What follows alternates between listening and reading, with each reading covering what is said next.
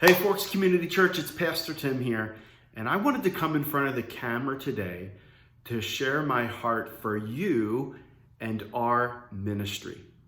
Recently I was reading through the book of Colossians. It's a letter in the New Testament. It's written by the Apostle Paul, and it's written to a group of believers that he never personally met.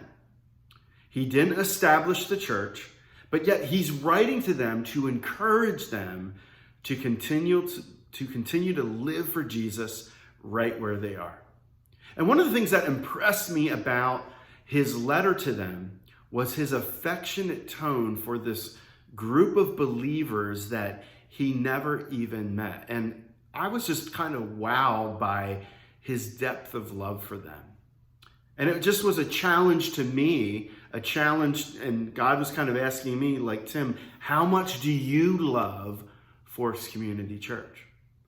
So I'm here today on the camera to express my love for you, to express my care and concern for you as people who are part of Forks Community Church. First of all, let me just say this in regards to expressing my love and care and concern for you. If any of you are experiencing any financial difficulty due to limited income because of the coronavirus, let me just say that we are here to help you. So if you do have a financial need, and maybe there's a bill that you can't pay, or maybe you're wondering, I don't know how I'm going to pay groceries, this week, please reach out to me. You can reach me at the church number. You can email me just to let me know, hey, Tim, I need help, and we can begin working together so that we can get you the assistance that you need. As we go through the change of the coronavirus, it reminds me of all the good changes that we've experienced as a church just since even the end of last year.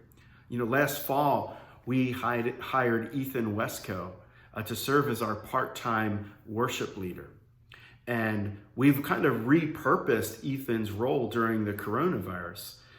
So during the coronavirus, Ethan has been serving as our videographer who's been helping us produce the online services. So I'm so thankful that God brought Ethan here with a background in videography so he could be used in this way. And so Ethan has done a great job, and he deserves a pat on the back. He deserves an applause for the way that he's risen to the occasion during the midst of this crisis. Well, the change doesn't stop with Ethan, but we also made another hire last month. In the beginning of March, we hired Faye Hartzell as our part-time administrator. Up until that time, she had been serving in a volunteer capacity, and the administrative task had kind of reached such a height that it was inhibiting my ability to lead us well. And I basically was at my capacity leadership-wise. And so we hired Faye to kind of take some of those administrative burdens off my shoulders so that I could better equip you as a church to fulfill our mission. And that mission is to lead people to live for and love Jesus right where they are. Now, those are two significant changes that we've gone through as a church, but the biggest change that we experienced in the beginning of this year was a change in our worship location. Beginning in January, we started meeting over at the Easton Area Middle School.